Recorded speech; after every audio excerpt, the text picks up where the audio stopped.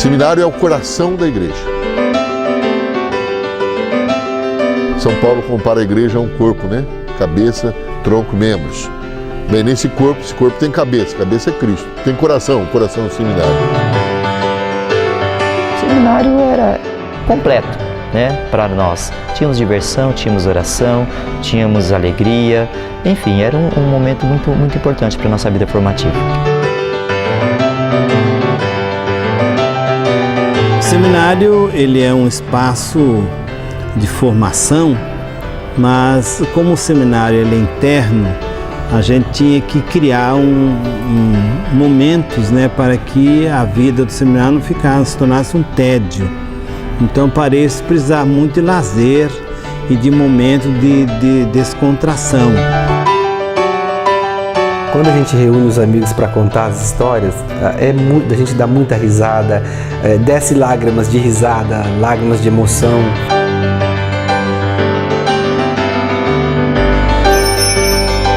Quando você entra na capela, é paz. Quando você vai lá para o jardim, você vê a presença de Deus em tudo. Nós rezamos sempre pelos nossos professores. Isso é uma coisa que já é comum aqui no seminário. Um padre pode ajudar na construção de um mundo melhor. Para trabalhar no seminário precisa ter muito amor e muita fé. O ambiente, quando ele é alicerçado, né, nessa força maior, só pode dar certo, só pode ser bom. Ele não mudou, sabe? O seminário continua igualzinho quando eu saí daqui. Tudo continua na ordem que o Padre João Goetz deixou.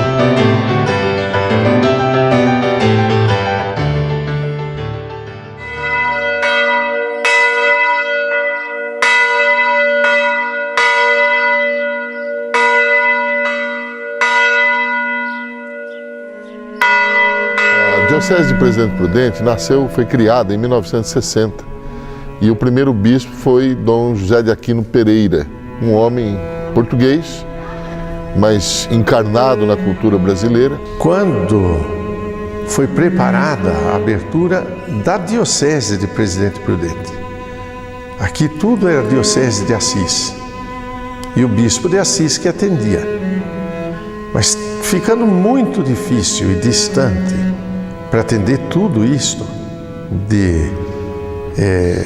até Presidente Epitácio. Então foi preparado um projeto. E a Santa Sé exige que na abertura da Diocese esteja pelo menos encaminhada a construção de um seminário. Então, do clero de Assis vieram padres que tomaram providência para a construção do seminário diocesano. Dom José vem de Dourados, né, Mato Grosso. Ele vem para cá novo como bispo, né, como padre também, né. Ele era um homem que tinha uma visão do futuro muito grande. Segundo ele relatou, o Papa, quando escolheu para bispo da diocese, pediu para que ele tivesse o maior empenho na implantação de um seminário que tivesse o ciclo completo. Dom José de Aquino é um construtor, foi o construtor, o edificador. A ideia dele era que o seminário fosse um seminário completo, tanto que a estrutura foi pensada num seminário menor e no outro prédio um seminário maior, que tivesse filosofia, teologia e que a diocese fosse autossuficiente. O clero era, na maioria dele, composto por padres estrangeiros. Na época do pontificado de Dom Aquino, não existiam muitos padres. Nós podíamos contar apenas com uns 20, mais ou menos 20 padres. Era um período pós-conciliar em que os seminários estavam fechando, né? Havia certas concepções diferentes de formação em vários setores da vida da igreja, mas ele resolveu, né, ele apostou na fundação de um seminário. Há 50 anos atrás, onde existe o seminário era uma zona rural distante e prudente. A cidade praticamente terminava ali no final da Rua Alves Machado. Eu me lembro, sobretudo, de Monsenhor Floriano de Assis, entrou em contato com pessoas aqui da região, descobriu este sítio de 10 alqueires aqui fora da cidade de Presidente Prudente. Então foi feita uma campanha, foi levantado o necessário para a aquisição deste terreno e imediatamente começaram as campanhas para a construção. Ele formou equipes, né, de pastoral vocacional. Essas equipes de pastoral vocacional é que eram colaboradores diretas dele na parte financeira, né, de manutenção, de ajuda, né, de campanhas que se fazia para a construção do seminário. Minha mãe, ela foi chamada para participar de várias atividades. Na época faziam bolos e chás para juntar dinheiro para começar a construção. O seminário começaram por volta de 62, 63. E em 63 ele funda o seminário, lança a pedra fundamental do seminário. O seminário começou a funcionar no ano de 1966, na festa de São José, de 19 de março. Que foi aberto, não completamente construído, mas já bom para o funcionamento. Em 1966, deram início à formação e veio para cá Padre João Goetz, que foi o primeiro reitor. Padre João Goetz, Hans Raphael Maria Goetz, alemão da Baviera, quer dizer, do sul da Alemanha, veio ao Brasil como missionário salesiano, ainda seminarista, portanto bem jovem. O Padre João entrou na congregação dos salesianos com essa intenção de ser missionário na China, pensando ele que os missionários salesianos iriam enviá-lo para lá. Mas foi o contrário, mandaram para o Brasil, para Campo Grande. A congregação lá era dirigida pelos padres salesianos italianos. E os italianos não queriam que os estrangeiros falassem a língua própria ou uma língua que eles não conhecessem. Falavam assim, italiano ou português, né? Mas que ele não sabia nenhuma das duas línguas. Ele se aborreceu com isso e preferiu sair e procurar uma diocese. Daí então, quando Dom José de Aquino Pereira foi transferido de Dourados para Prudente, trouxe na mala o Padre João. Ou seja, foi Dom José de Aquino Pereira que o ordenou sacerdote. O Padre João Goetz foi ordenado no Mirante, Paranapanema, no dia 19 de dezembro de 1965. Tendo jeito, pedagogia salesiana para esse fim, não tinha outra pessoa mais indicada para ser o reitor do seminário que o Padre João Goetz. A abertura do seminário para o seu funcionamento ocorreu exatamente no dia 19 de março de 1966.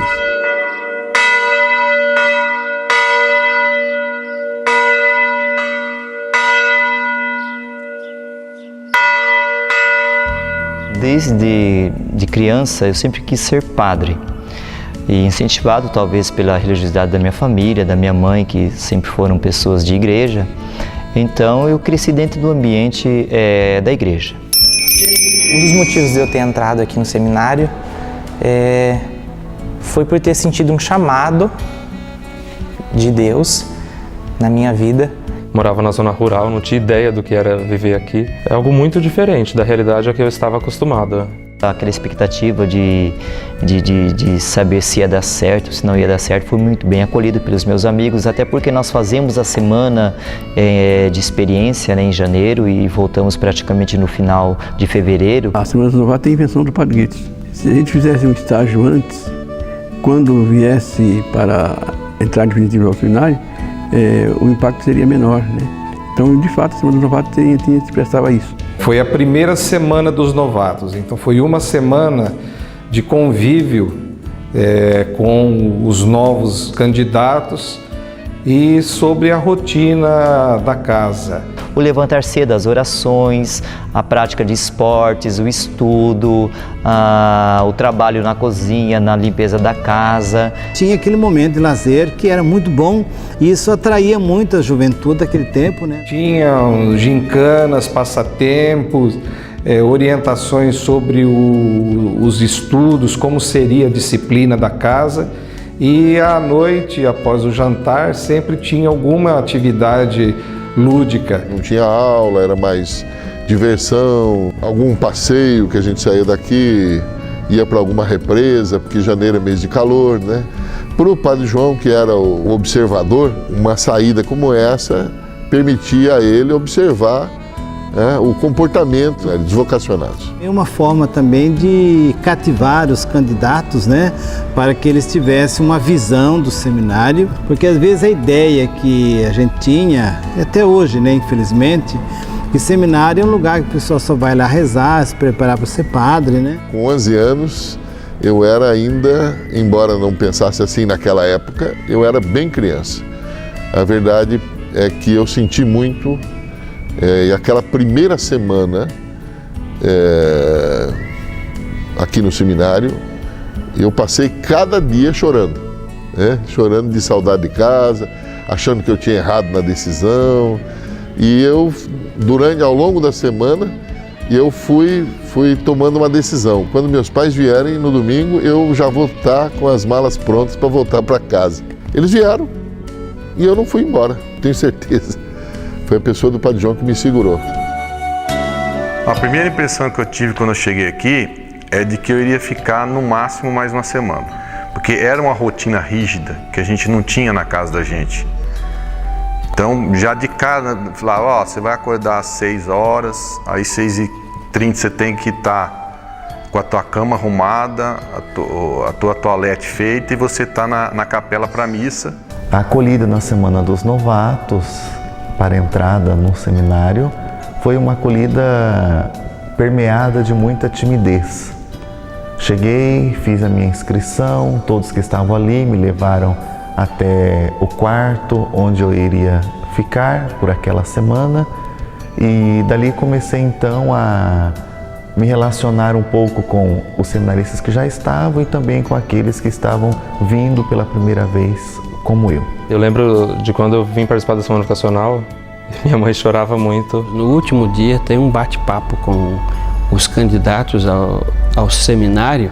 Eles querem saber se vão ficar ou se vão voltar para casa, né?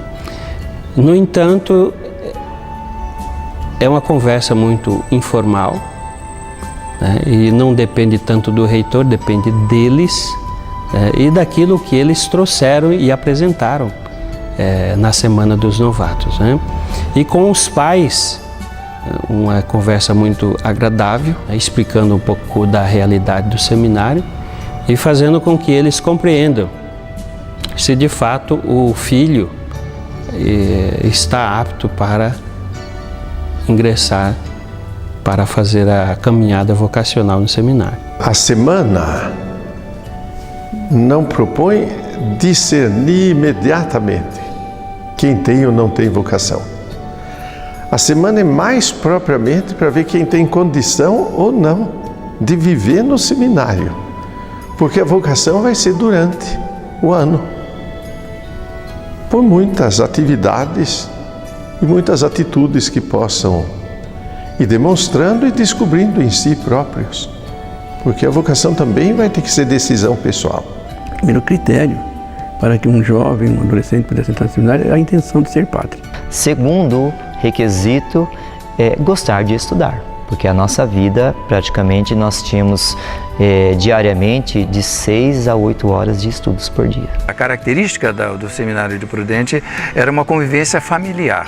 Você sai de uma casa que é pequena, de uma família, que você senta à mesa em 5 pessoas, e você vem morar em uma casa onde estávamos em 68 pessoas. Todo mundo deve ser amigo de todo mundo, assim como nós faremos nas nossas comunidades, se nos tornarmos sacerdotes um dia. É você aprender a conviver com o outro e conviver nas diferenças. A vida do seminário ensina-nos muitas coisas, principalmente a vida de comunhão, a vida de compartilha, a vida de estar solidário um para com o outro. É que a gente fazia muito um pelo outro.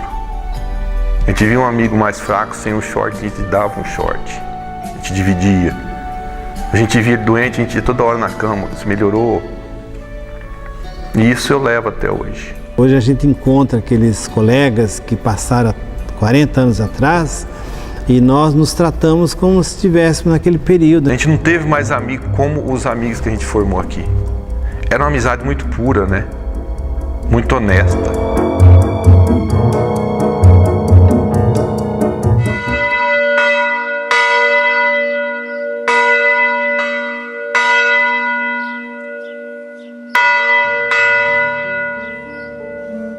Eu entrei no seminário na década de 60, foi uma época de certa forma difícil, porque nós vivíamos no Brasil uma fase política bastante difícil. O seminário ele começou com um grupo grande de seminaristas, por volta de 87 candidatos. Esses candidatos tinham a faixa etária de 11 a 19 anos, com exceção de um que tinha, acho que 23 anos de idade. Dom Aquino, ele fazia uma visita, conversava com o padre João Guedes, que tinha participado do projeto do seminário como uma parte de engenharia, conversava com o mestre de obras, acompanhava a evolução das construções, o que era preciso, o que estava faltando. Se a diocese foi criada em 1960 e o seminário foi criado por Dom José de Aquino Pereira em 1966, então isso significa que a casa, o prédio, ainda estava em condições bastante precárias, mas habitável. Convivemos os 3 anos com pedreiros dentro da nossa casa, não tínhamos instalações para tudo, né? Os banheiros não estavam funcionando ainda, sanitários, não tínhamos, por exemplo, guarda-roupa para todos, né? Então faltavam muitas condições para o seminário estar tendo início. Havia somente um pavilhão, praticamente o primeiro pavilhão, que estava mais ou menos terminado, né? E havia os outros 2 pavimentos que estavam em construção. O Dama negociou com a diocese para adquirir da diocese, quer dizer, do terreno do seminário, que eram 10 alqueires, 7 alqueires para a construção do Jardim João Paulo II. E com isto, os lotes seriam do Dama, quer dizer, a construtora, e uma parte ficaria para a diocese pelo valor do terreno. E assim foi feito. Então, o que hoje é João Paulo II era tudo seminário. Nós ficamos apenas para a diocese com estes 3 alqueires, onde estão instaladas a rádio Onda Viva, a Cúria Diocesana, a Casa de Encontros, o Salão Paroquial da Paróquia Mãe da Igreja, a Matriz Nossa Senhora Mãe da Igreja e o seminário propriamente. Os jardins não existiam, nós é que teríamos e tivemos ao longo dos anos que mantê-lo limpando, carpindo. Eu tinha 13 anos, era quase que uma aventura estar ali dentro, né? Enfrentando tantas coisas, não era para nós assim motivo de desânimo. Naquele tempo nós tínhamos dificuldade de mesa, por exemplo, de cadeiras, né? De talheres, nós tínhamos dificuldade de alimentação muito grande. A alimentação lá era problema, porque dependia de ter dinheiro para levar lá no comércio e comprar os alimentos. O seminário dificilmente tinha dinheiro disponível, né? Muitas famílias de seminaristas tinham grandes dificuldades para mantê-los lá, né? Eram bolsistas, dependiam de ajudas de parentes. Alguns pais que tinham mais condições também pagavam como que uma mensalidade aqui para o seminário, mas a grande maioria não tinha condições. Então as paróquias, as dioceses, né, sempre contribuíam de uma certa forma mensalmente com algum valor. Houve tempo até que a quantidade de alimento para o seminário era muito pequena. E daí que, uns anos com 60 ou mais de 60 seminaristas, era muita gente para comer, não é? E aí a alimentação tinha que ser mais abundante.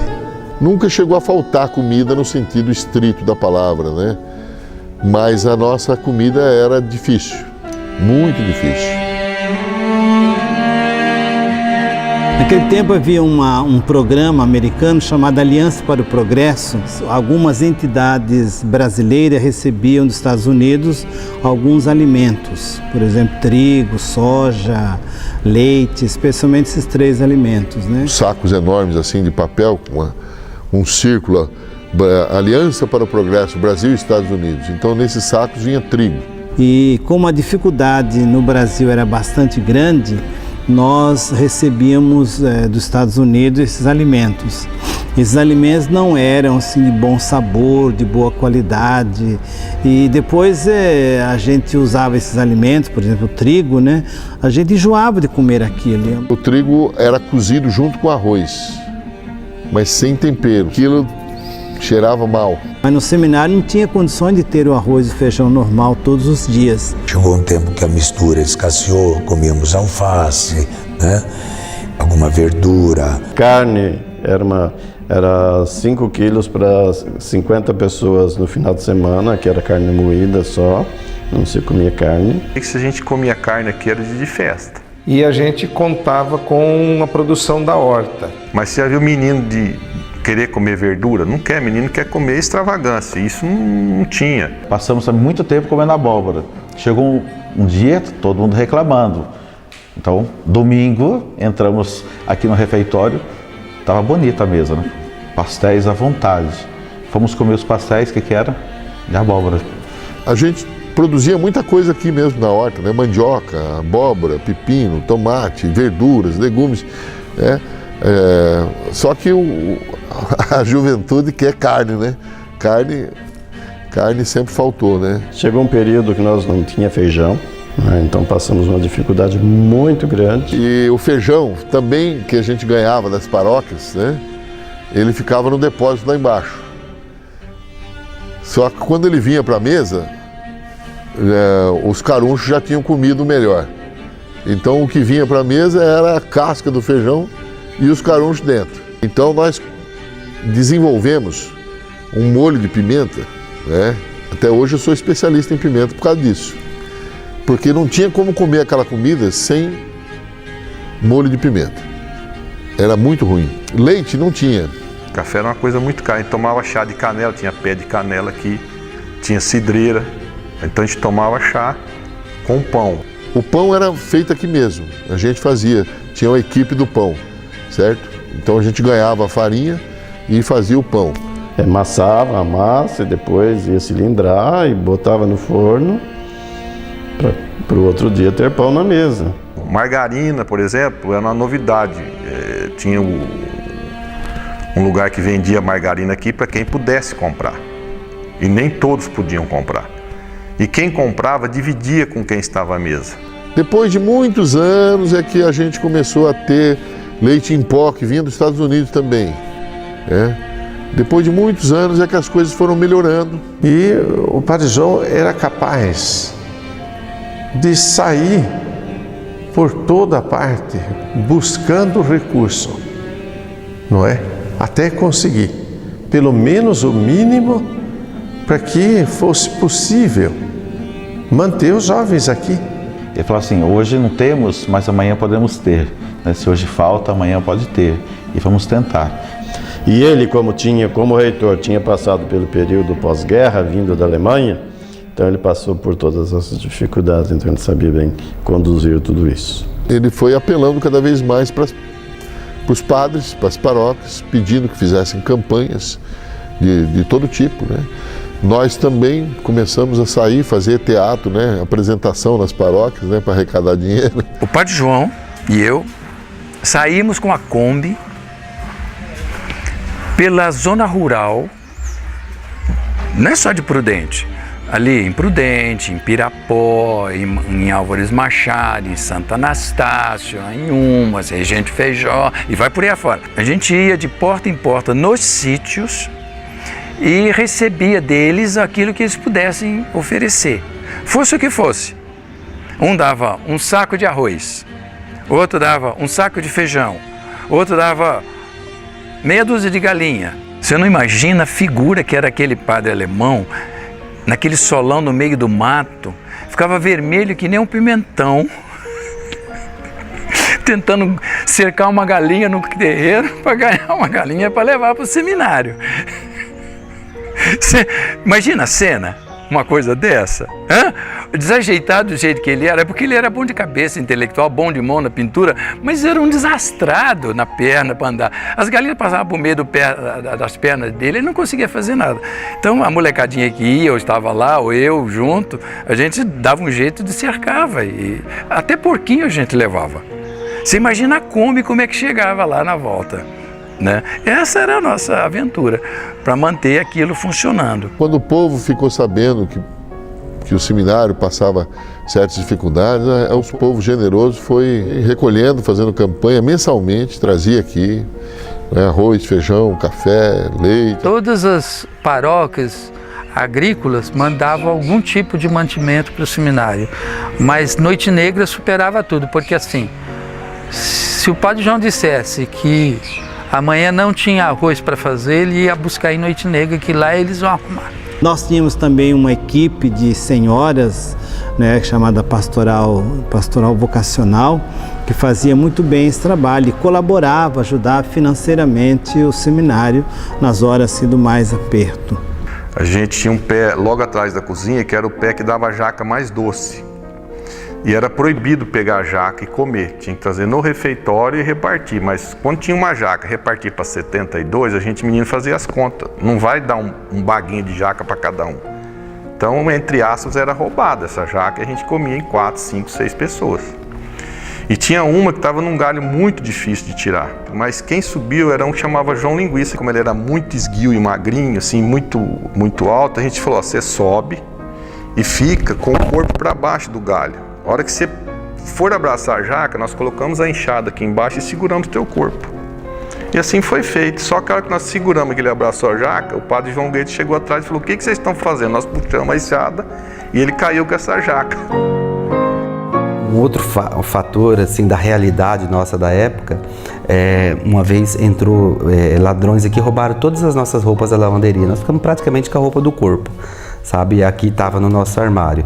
Então a comunidade ajudou, né? Vieram pessoas que doaram roupas para a gente, nossos pais, né, mandaram também. Nossa vida foi uma vida bem disciplinada, sem esbanjar. Então hoje a gente tem que aprender a valorizar um pouco. Às vezes a gente valoriza só quando a gente passa pelas dificuldades. Eu lembro dele gozado fazendo oração para as refeições. Ele ficava tão digno ali na frente, sabe? Era uma cena bonita.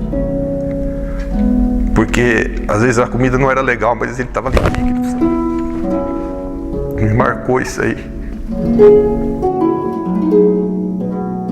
Nós tivemos um vendaval que arrancou quase todo, praticamente o telhado todo do seminário. Foi a primeira vez que ele viu um bispo chorar, né? Quando todo o trabalho que ele fez, chegar lá no prédio e ver o prédio descoberto, né? Que tinha que refazer tudo novamente, né? Foi uma coisa muito dolorosa.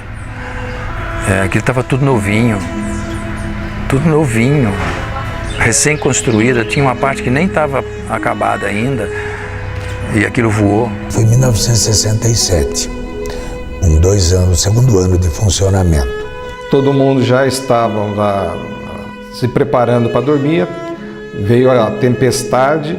Não havia proteção nas telhas em volta e então o vento pegou por baixo das telhas e arrancou todo o telhado. E ali, debaixo desse telhado, tinha ali por volta de 80 meninos, rapazinhos. A gente só escutava o barulho do telhado se desmanchando e olhava na janela, via os pedaços de madeira e telhas voando em volta. Todo mundo no vendaval se escondeu onde podia, né? Parecia um terremoto acontecendo ali dentro. A gente que era os mais velhos do seminário, nós tínhamos que acolher a molecada, um desespero muito grande, uma correria, aquele barulho infernal, aquele telhado rastejou, né, sobre o prédio, né, que foi uma noite horrível. Eu me lembro que partes do vigamento e da cobertura foram levadas até o cemitério. Foi a noite do terror. E depois o prédio ficou completamente desprotegido. E aí as chuvas que caíam incidiam diretamente na laje.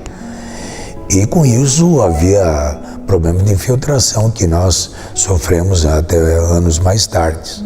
Infiltração no prédio. Além do fato que não podíamos mais estar morando no andar superior. Molhou tudo, tivemos que encher com rodo, vassouras e tirar água de dentro dos quartos, de todas as salas. Foi um transtorno aquilo, viu? Aquilo foi uma grande provação. Foi muito ruim. Não quero lembrar, não.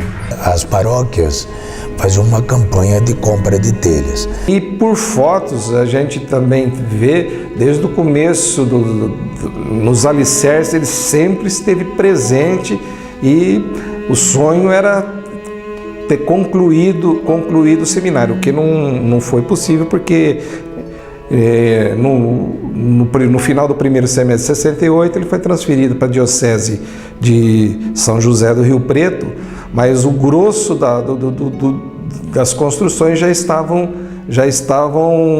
praticamente acabadas. Em 1969 a reforma já estava concluída, voltamos para o prédio antigo. Foi o primeiro prédio em construção que está em uso até hoje. Dom José era um bispo que visitava as comunidades todas, falando a respeito do seminário. Tudo que ele fazia era voltado para o seminário. A presença dele no seminário era uma presença muito bonita, muito rica de significado, de conteúdo. Entre a saída de Dom Aquino e a chegada de Dom Gonçalves, foi quase 1 ano e meio.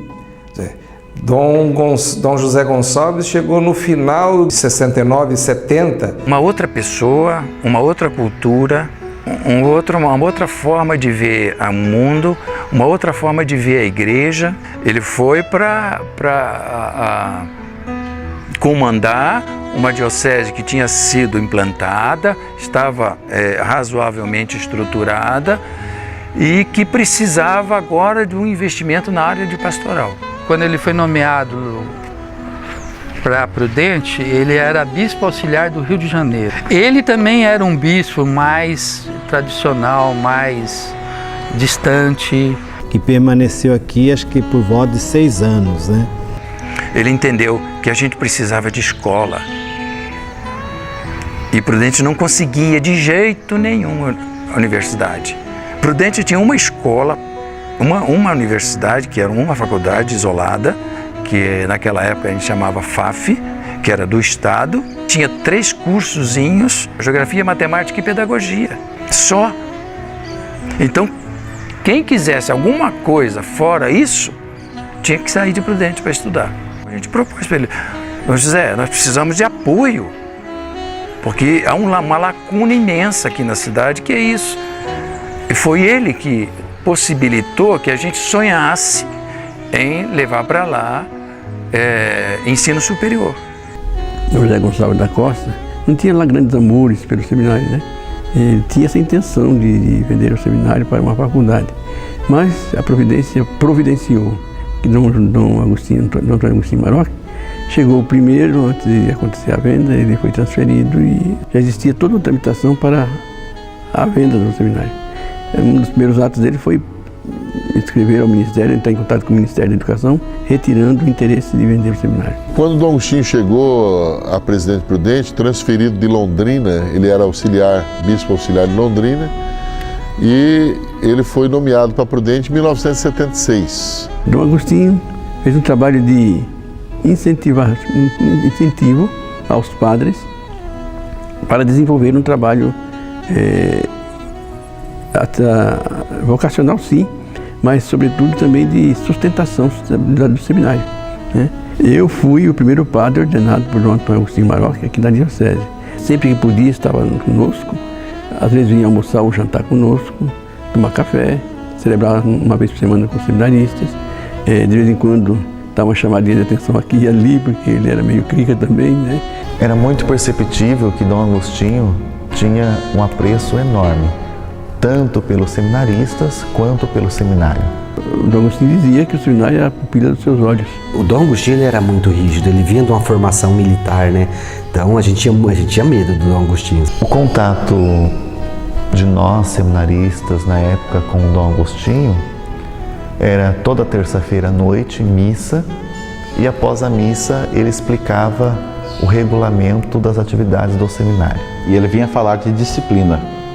A gente já tinha medo, imagina ele mais falando ainda que tinha que ser feito ou não, porque senão era mandado embora. Ele tinha uma porta especial pela qual ele entrava, tanto que quando nós estávamos todos nas cadeiras, sentados, depois da janta, esperando, mexia a chave na porta, todo mundo já corria para a capela, porque ele não esperava. Quando falava, o bispo está chegando, era todo mundo em silêncio. Uma dedicação incansável pelo seminário.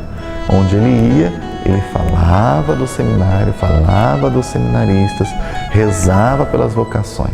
A gente via, né, o quão fiel e autêntico ele era à missão, né, ao sacerdócio dele, né? De todo o meu legado de 26 anos como bispo desta diocese, dei prioridade sempre às vocações, trabalhando na promoção e animação dessa juventude. Nesse período, ordenei 37 padres. A nossa querida diocese, o presidente Prudente, hoje está em festa. Comemora o jubileu de prata da fundação do nosso querido seminário, nesta noite memorável. Hoje eu me alegro de poder festejar o jubileu de ouro no nosso seminário, Nossa Senhora Mãe da Igreja. Ontem, sempre com minhas orações, e que Deus abençoe a todos que contribuem com a construção do reino.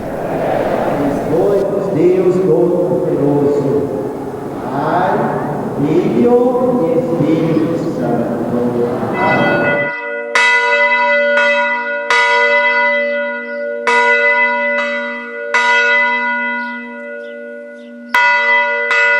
O dia a dia do seminário, dos seminaristas, dos padres envolvidos na formação é muito intenso. O despertar era em torno das 6:30 da manhã, fazíamos higiene pessoal, descíamos para a capela. Claro que a principal atividade era logo de manhã, a Santa Missa. Isto é meu corpo, que será entregue por vós. Após o café, aí às 7:30 começavam as aulas. Do meio-dia a 1 era o almoço. 2, 3 vezes por semana, por exemplo, segunda, quarta e sexta, tinha um horário de estudo sempre, depois do almoço. E depois, à tarde, às 18 horas, momento de oração novamente. Depois havia o jantar e à noite era um momento de oração ou de estudo. Era alternado. Um dia, uma noite estudava, era um momento de estudo, outra noite era um momento de meditação. Na sexta-feira nós temos a Via Sacra e a adoração.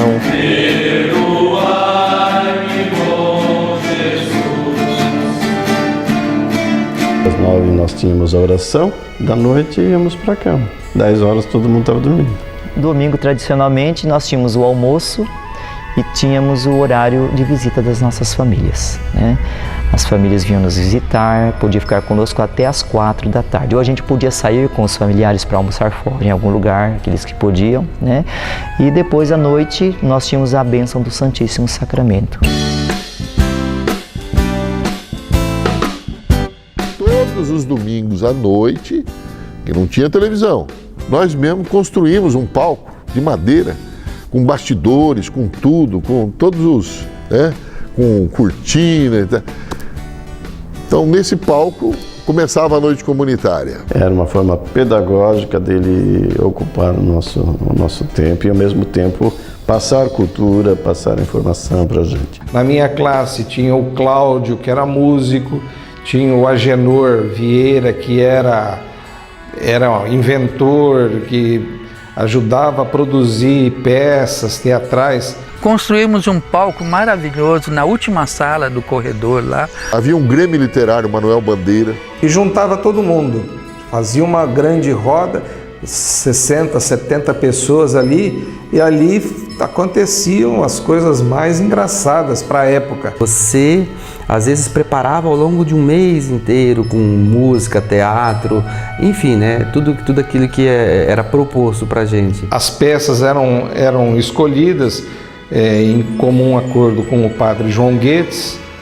Teve a participação em 69 e 70 do professor Feliciano Ribeiro. Você tinha que improvisar tudo, a ponto de a tua roupa durante o espetáculo descosturar, porque aquilo tudo estava alinhavado. Pegava em agulha, no cola e, gente do céu, era invenção pura, porque era precário, mas a gente fazia, tinha que vestir de mulher. Porque como é que vai ser fazer um teatro onde não existe a figura feminina, né? E a gente convidava os familiares para virem ao seminário assistir às peças de teatro que a gente fazia nessas ocasiões. E houve uma época até que o nosso grupo, tínhamos vários grupos, mas um grupo nosso de teatro aqui saiu pela diocese fazendo apresentações, inclusive cobrando entrada. Era baratinho, mas cobrávamos entrada, a gente ia na paróquia, programávamos um show de mais ou menos 1h30, assim, só à base de esquetes, né, para o pessoal rir. A partir de 69, localizamos na cidade alguns instrumentos de segunda mão, uma guitarra elétrica, um amplificador, tinha vários violões. E nós então montamos algumas peças. E eu lembro bem de um texto que nós recebemos de um jornal editado em Viamão, no Rio Grande do Sul, que fazia um comentário da música Caminhando e Cantando. E nós participamos em vários lugares, apresentando uma peça teatral e complementando com um jogral desse texto, que falava da música. Caminhando e cantando e seguindo a canção. Tudo que era em relação à cultura, Padre João nunca foi contra nada. Pelo contrário, até entusiasmava, arrumava espaço no seminário, incentivava os alunos, né? Porque ele sabia que tudo isso trazia benefício e proveito, né, à cultura do seminarista. Hoje o conhecimento cultural que a gente tem é graças a essa época, né, que a gente mesmo desenvolvia isso. A Semana Brasileira que nós celebrávamos no seminário era a rigor, né? Nós criávamos um ambiente de acordo com o tema que a gente ia focar. Era a oportunidade que você tinha de ser autor de alguma ideia, né, de inovação. Era dentro daquele espírito da Semana de 22. Eles compunham músicas, compunham poemas, faziam roteiros, esquetes, era isso.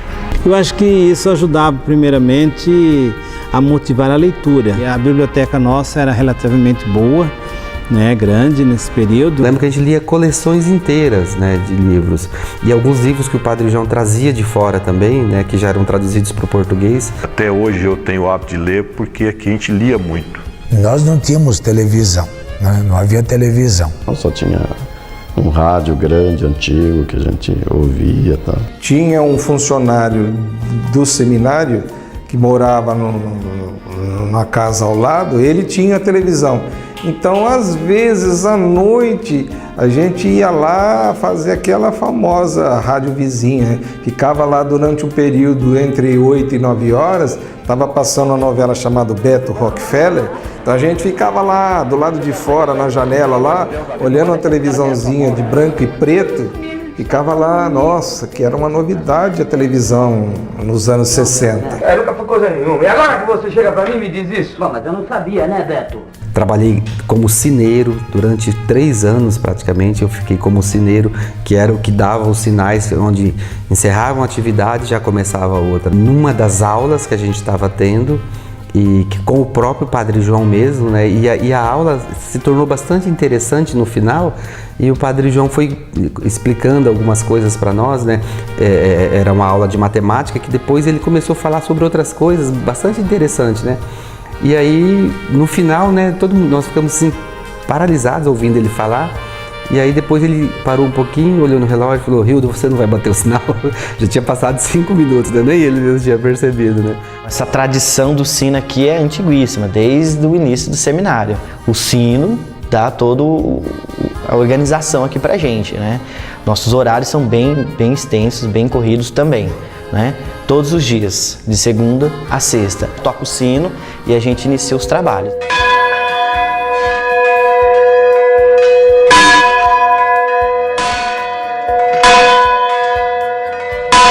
O seminário tinha uma característica, sim, distribuía tarefas para todo mundo, vários tipos de tarefas. De segunda, quarta e sexta era uma equipe, de terça, quinta e sábado era outra equipe. Aqui as equipes cuidavam de cada área do seminário. Todos trabalhavam e não pesava para todo mundo. No sítio da diocese nós íamos de uma vez por semana. Nós íamos ajudar a limpar os pastos, a cuidar das galinhas, porque de lá vinha o nosso leite, às vezes vinham os ovos, a carne do frango.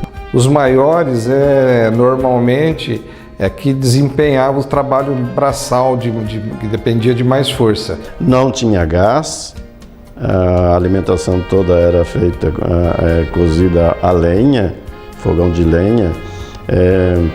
O Dom Maurício desenvolveu todo o físico dele rachando lenha para o seminário. Eu mesmo rachei lenha durante 3 anos. E os menores faziam outras atividades que não dependiam tanto de força. Então, a limpeza de corredores. Uma semana eu fazia banheiro. A semana que vem, provavelmente, eu ia passar pano molhado. Ou eu caía nos sorteios, cuidava da capela, ou ia para o jardim, tomar conta do nosso jardim. Nós produzíamos rosas, flores para enfeitar tanto a paróquia Nossa Senhora Mãe da Igreja, quanto o seminário. Sempre tinha uma escala, então quem cuidava do jardim, tinha alguém que cuidava dos animais, que mantinha então a alimentação. Nós tínhamos uma horta pequena e quando eu assumi com mais 2 colegas, nós ampliamos a nossa horta a ponto de nós conseguirmos vender umas verduras frescas para ajudar na renda do seminário. Foi um período muito interessante. Existiu um viveiro de pássaros. O primeiro foi uma arara que veio de um pai de um aluno que morava em Nova Andradina e conseguiu essa arara ali na região. E um tucano de um ex-aluno que tinha mudado de Prudente para o litoral sul de São Paulo, na região de Igápia. Eles foram plantar bananas lá e conseguiram um filhote de tucano e trouxeram e deram de presente. Então o viveiro começou praticamente ali. Uma vez o tucano escapou aí do viveiro e lá vai nós correr atrás do tucano. Então a gente foi correndo atrás dele e não deixando-o descansar. Então chegou uma hora que ele não conseguiu mais bater as asas, né? Tudo bichinhos doados para o seminário, né? O zoológico forma-se praticamente depois da década de 69, por aí. E aqui era sítio. E de vez em quando aparecia um bicho ou outro por aqui. E o João Guedes imediatamente desejava criá-los por aqui mesmo. Até uma onça, macaco. Tinha que cuidar, tinha que zelar, tinha que limpar. Tinha que estar sempre alguém cuidando para evitar a fuga deles para fora. E era o trabalho que os meninos tinham para fazer. Porque senão ficava um seminário somente para rezar e estudar. E aí ninguém suportaria, né? Eu tenho uma marca aqui, ó. Tinha o Chico, um macaquinho prego. E ele não gostava de mim, mas eu insisti em tentar fazer amizade com ele. Ele me cravou os dentes aqui, eu puxei, rasgou daqui, aqui, ó. Tem os pontos aqui, ó. E os 2 dentes aqui em cima, e aqui um nervinho que rompeu e nunca mais voltou no lugar. O Padre João sempre tinha função assim de dar trabalho para os meninos. Porque você tendo, por exemplo, um laboratório de fotografia, você dá serviço para o pessoal. Nós tínhamos o Padre João Salgari, ele gostava muito de fotografia. Ele era italiano e quando ele veio para cá trabalhar aqui na paróquia da Maristela, né, ele dava aula no seminário e lá tinha um menino chamado José Carlos, né, que também se interessou pelas fotos, por fotografia, né? E com isso montou-se um laboratório primitivamente, mas tudo caso revelava-se os filmes ali, né?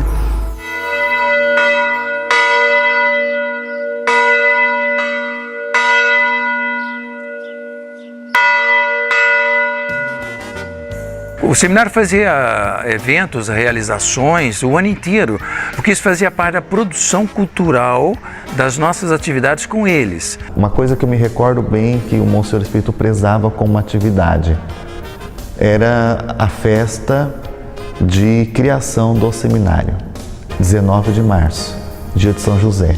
Então nós tínhamos uma missa festiva, convidava-se todos os professores, depois um almoço para os padres aqui mesmo no seminário. Vinha o bispo, o refeitório era modificado, a colocação das mesas, a comida era muito, tinha maionese, macarrão, coisa que a gente não estava habituado a ver. Então era festa para nós. A Semana Santa era muito bem preparada por nós seminaristas, orientada pelo nosso reitor, Padre Expedito. Nós vivíamos praticamente em função disso, né? Estudar a liturgia, organizar, como fazer. Todos os seminaristas cantavam e participavam ativamente das celebrações solenes. Daí eu lembro um dia que nós íamos sair para um Dia das Mães e eu peguei, e não sei porquê, eu fui mexer no extintor e nós havíamos feito uma limpeza inteira na casa, deixar a casa em ordem. À noite, brincando no esconde-esconde. Na sexta-feira nós íamos sair no sábado para ir para casa e eu quis fazer um susto no amigo meu, eu peguei o extintor e soltei, virou aquele pó branco, sujou todo o seminário. Então a nossa saída para o Dia das Mães foi cancelada, ficou todo mundo bravo, até a pessoa revelar quem era. Mas eu fiquei com medo, então não revelei. Estou revelando agora que fui eu. Aí nós nos reunimos, conversamos com o reitor e aí no final ele acabou liberando a nossa saída novamente para casa. Eu lembro bem que uma das grandes festas era a festa junina. E aí tinha fogueira, né, festa de São João. Íamos comprar bombinha na cidade para soltar, então tinha lá as comidas típicas, né, da festa junina. Às vezes fazíamos lá casamento caipira. Promover uma festa junina era primeiramente o envolvimento dos seminaristas, né? E depois era uma forma também de divulgar o seminário.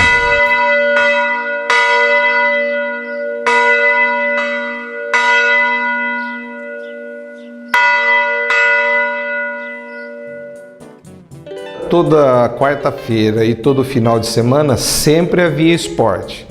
Basicamente o futebol. Você estudava o dia todo, chegava à tarde e tinha que jogar bola, né? Uma história que me recordo do seminário menor, eu estava na 8ª série do ensino fundamental e no horário de estudo fomos jogar futebol dentro da sala de aula. A nossa sala era embaixo do quarto do reitor. O reitor, Monsenhor Expedito, lá de cima, gritou: "Parem de fazer barulho e vão estudar. Se eu descer aí, vocês serão penalizados." Ora, adolescentes, continuamos achando que estávamos fazendo tudo da melhor maneira possível. Monsenhor Expedito desceu, ficou muito bravo com a nossa sala e nos passou uma tarefa: escrever 365 vezes a seguinte frase: "No horário de estudos, devo fazer minhas tarefas sem barulho." Só podíamos sair da sala para as outras atividades ao término desta escrita. Os dedos calejavam de tanto escrever essa frase. Jogávamos futebol todo dia, na verdade. A gente almoçava em 15 minutos e, como tinha um intervalo antes do estudo, jogávamos futebol até tocar o sino para começar o estudo. Punha lá uns bambus fazendo as traves,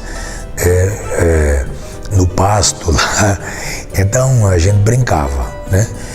Mas depois, então, fizeram um campo, os próprios seminaristas organizaram um campo com as traves, tudo, e então já estabeleciam os times que iam jogar. Era muito disputado, fazia muita fila, tinha briga entre aqueles que queriam jogar e os que estavam jogando. Havia times que iam lá para jogar com a gente. Tínhamos um time muito bom aqui do seminário, que sempre a gente estava disputando, né, com o time de outras paróquias, de outras comunidades de jovens, né? Em 1969, os próprios alunos construíram uma quadra A gente arrecadou dinheiro para a construção desse quadro que a gente não tinha. O seminário e a diocese não tinha recurso para fazer uma quadra esportiva para a gente. Aí ele incentivava muito, né? Porque ele era esportista, né? Quando ele era jovem, ele escalava montanhas, né? Na Alemanha. Aqui na nossa região, como não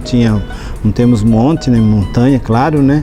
Então não tinha como praticar. Por isso que talvez o ânimo, o entusiasmo dele criar um movimento de escudismo, de escoteiro aqui no Brasil, especialmente aqui na diocese. O Padre João introduziu esses movimentos no seminário, inspirado em modelos alemães. A CGC, a Comunidade dos Garotos Cristãos, a CJC, Comunidade dos Jovens Cristãos, mais com idade maior, e os escoteiros.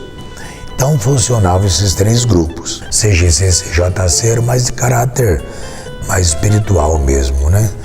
De formação espiritual. A CGC e a CJC tinha mais um caráter de formar jovens para liderar nas pastorais de juventude. Eles tinham bandeira, tinham uniforme, tinham atividades. Eu entrei como escoteiro, entrei depois para a CJC, né, fiz parte um tempo, formamos um grupo de reflexão por parte do seminarista Jerônimo Gasso, hoje o Padre Jerônimo, né? Ele sempre trazia um tema para ser refletido, né, nas reuniões. Nós tínhamos a missão, digamos assim, né, de ajudar as comunidades das cidades por aí a desenvolver os temas. Então dali se decidia fazer alguma coisa, fazer alguns projetos. Nós tínhamos um trabalho de visita àquelas famílias, inclusive a catequese do seminário para as crianças daquele bairro. Eu fui escoteiro. Eu não era obrigado, ninguém era obrigado a ser escoteiro, mas ao entrar no seminário, o Padre João convidava, oferecia, né? Tem essas possibilidades, né? Eu acho que eu me identifiquei mais com o movimento escudismo mesmo. Como eu vim da roça, né? Então parece que ele era uma continuidade da minha vida, né? O fato de, na zona rural, você ter aquela vida assim de cozinhar, lavar e tal, viver na natureza. Eu participei também como escoteiro, e como escoteiro eu tinha uma liderança de um grupo, né, que era uma patrulha. O monitor da minha patrulha sempre foi o Monsenhor Zé Antônio. A minha patrulha era a patrulha Jaguar, a patrulha Jaguar. E a patrulha Lobo, patrulha Pombo, patrulha Everest, né? Então assim, funcionou um tempo e persistiu durante muitos anos depois. Fui da patrulha Lobo e da patrulha Falcão. Eu pertencia a uma patrulha Castor. Era membro da patrulha Irapuru. Aí a competição era muito acirrada entre as patrulhas escoteiras. E tinha também os lobinhos, mas eram as crianças que vinham da paróquia. Mas tinha um trabalho conosco aqui dentro. Tínhamos vários acampamentos, várias atividades, né? Então a coisa assim, foi uma coisa que nos ajudou muito na época, no sentido de disciplina. A gente saía no sábado, a pé, levando barracas, suas comidas e posávamos fora em algum sítio. O fato de você aprender a fazer ali preparar a alimentação, né? Preparar a comida, fazer algumas atividades que eram típicas, né? Eu acho que é isso que atraía a juventude e nos atraía também. Para o Padre João, o escotismo era um instrumento pedagógico. Ele via com razão, ele via no escotismo um instrumento auxiliar, uma vez que ele era sozinho também, para lidar com 80 meninos, todos cheios de energia, né? Todos em formação. Nosso uniforme no primeiro momento foi um uniforme azul, né? Azul marinho e azul claro, que é dos escoteiros. Tinha o nosso símbolo era um símbolo estilizado da flor de lis, né? Que não era o símbolo tradicional dos escoteiros. Aí tinha o lenço com as cores da patrulha, né? E a boina, que nós, como era escoteiro do ar, não era chapéu, era boina. Eu trabalhei como alfaiate. Eu tinha uma função mais de costurar os uniformes do pessoal, né? Então quem fazia aqueles lenços assim, eram todos eu. Qualquer sítio, qualquer pedaço de mato, era feita uma limpeza, armavam-se as barracas rústicas, as mesas com madeiras colhidas ali no local, bem coisa mesmo de selva. A gente fez vários acampamentos. Um que eu lembro muito é ali perto de Prudente, chamado Espigão. Onde tinha um lago, tinha um riozinho, tinha um espaço onde foi armado o acampamento e era possível fazer as atividades de trilhas e de atividades tipicamente escoteiras da época. Ali a gente fez um grande acampamento, que a gente tem fotos, etc e tal, onde ele levava o grupo todo a passar mais ou menos 5, 6 dias. Fogueira todo dia, à noite, e aí fazia roda, e faziam as cantigas, e faziam, às vezes, reflexões. O escotismo não só me marcou no sentido assim de lembrança, mas o escotismo forjou, de certa forma, junto com o Evangelho, junto com o seminário, junto com Jesus Cristo, com a espiritualidade cristã. O escotismo forjou o meu caráter, o meu temperamento, a minha personalidade. E eu ainda sou escoteiro. E hoje, como arcebispo, eu sou o capelão nacional dos escoteiros.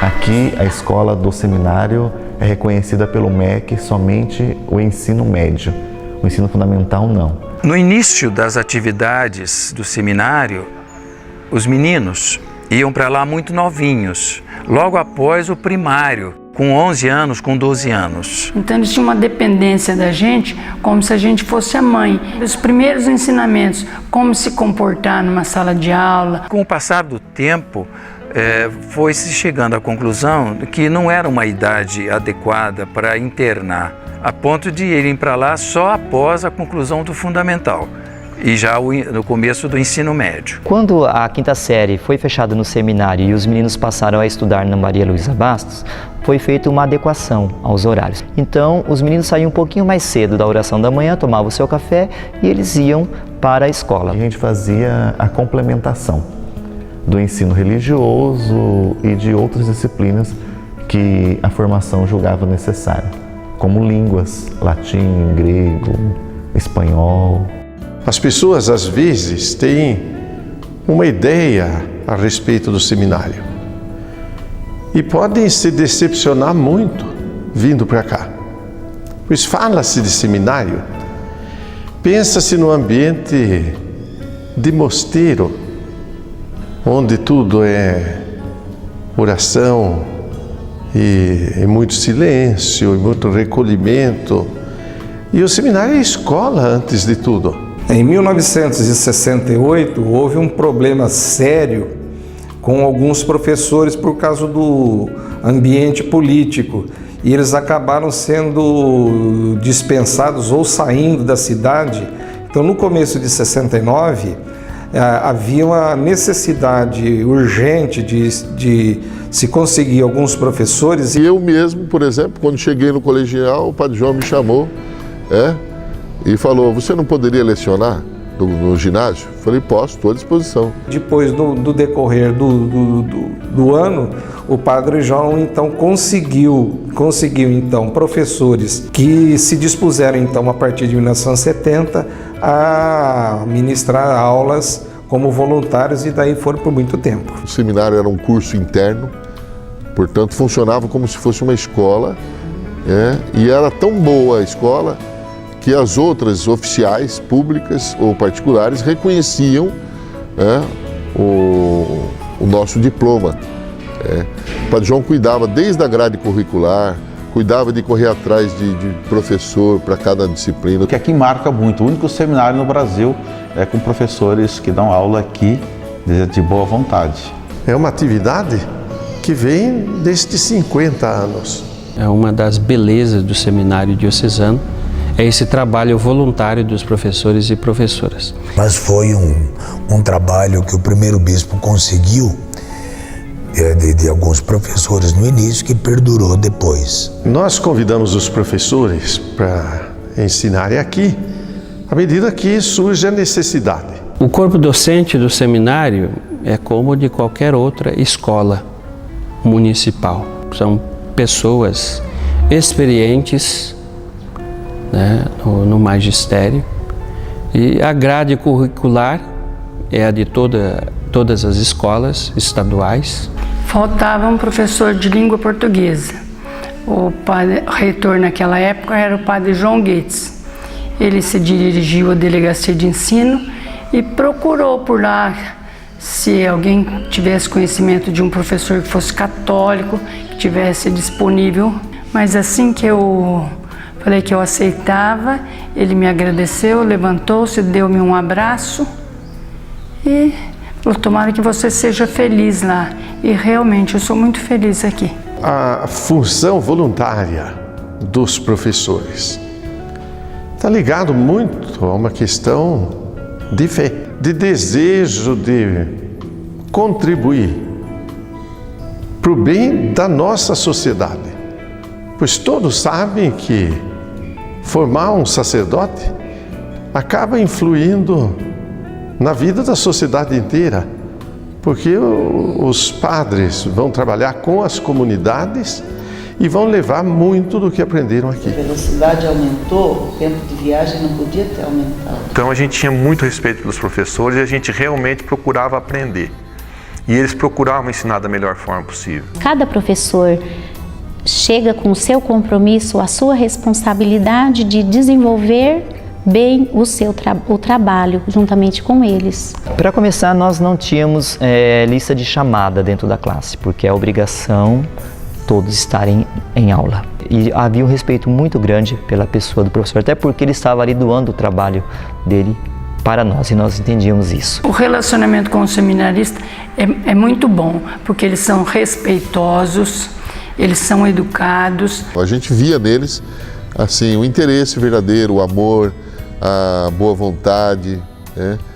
A alegria de dar aula no seminário. Mesmo sendo voluntários, é como se eles recebessem, mas de uma forma diferente. Não em dinheiro, mas em bênçãos e em graça. Agradeço muito a Deus de eu ter sido chamada para trabalhar aqui, porque aqui eu posso aplicar aquela vocação que Deus me deu, servir.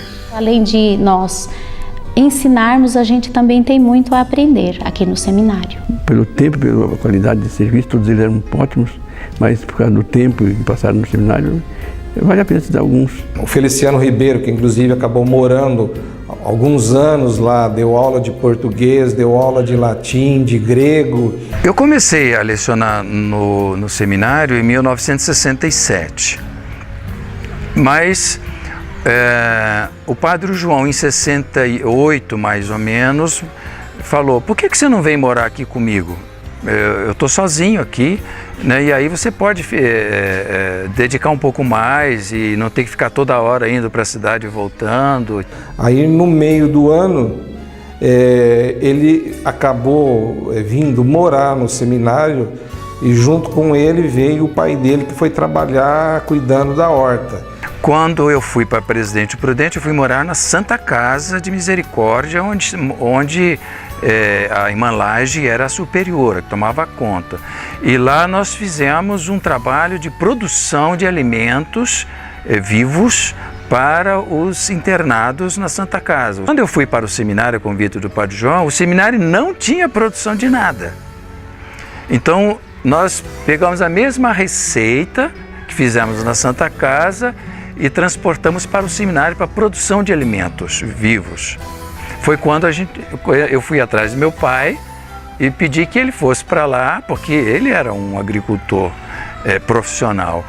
Então ele foi para lá e implantou a produção e tornou o seminário autossuficiente de hortaliças. Aí então surgiu a horta do seminário. Era bonita, viu? Fora da aula ele era como um seminarista, tratava todo mundo como se fosse no mesmo nível e não havia nenhum distanciamento, tanto é que participava de várias atividades comuns. Mas eu era rigoroso, hein? Na minha disciplina, na minha função, eu não dava mole para eles, não. Tirar um nota 10 com o Feliciano era uma coisa Mas na redação sempre tinha um errinho de vírgula, de uma palavra mal colocada, né? Ele sempre arrumava uma maneira de não dar 10. Eu falei, eu vou tirar 10 com vocês. O Genô reclama até hoje, né? Que eu tirei meio ponto dele porque ele esqueceu, numa redação perfeita, de separar o de repente. Foi a redação mais elaborada que eu fiz na minha vida, né? Entreguei para ele e falei, se você não me der, daí você tá me perseguindo. Daí no outro dia ele veio todo contentão, falou, você tirou 9,5. Falei, não é possível. Olha aqui, com um riscão vermelho, a palavra de repente escrito junto. Realmente ele estava certo, né? E eu fui obrigado a aceitar o 9,5 dele. Essa palavra nunca mais errei na vida. Madame Thérèse, com francês, né? Foi uma grande contribuidora do francês na nossa época. Alegre, a mãezona. Foi no meu último ano de seminário, ela estava lecionando francês na nossa classe e aí a madame, ela passou mal e ela praticamente debruçou-se lá em cima da mesa. Nós chamamos o reitor, o padre Expedito na época, tínhamos um fusquinha, né? Colocamos a irmã dentro desse fusquinha e partimos direto com ela para Santa Casa.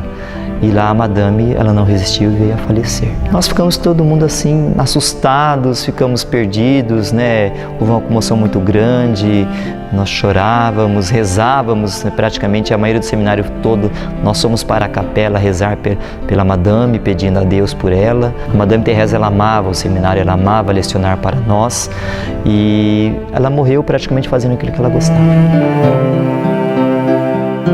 Tinha a Dona Maria Aparecida Silos, que ela era, nossa, brava, muito brava, falava alto e, sabe, ai de quem fizesse um pio na sala dela, né? Por isso mesmo a gente queria fazer algumas artes lá, né? Lembra um dia que nós colocamos umas taxinhas, aquelas taxinhas de grudar na parede, assim, em quadros, né? Na cadeira do Pedro Mineiro, né? E ele não percebeu. E a hora que ele sentou, ele deu um grito bem na aula da Dona Maria. Ah, era fantástica. Ela gritava lá na sala. Ela começava a dar aula de geografia, falar da floresta amazônica. Então todo mundo amazônica. É uma forma de você ir gravando, né? Algumas coisas. Mas é muito boa. O Padre João foi professor de matemática de todos os anos, da 5ª série ao 3º colegial, enquanto ele esteve no seminário, né? Admirável, né? O conhecimento dele de matemática, o modo de ensinar. Eu lembro que o Padre João dava aula de muitas matérias para nós. A nossa classe, o Padre João dava aula de matemática, ele dava aula de latim, grego, alemão, e qualquer professor que faltasse, ele dava aula.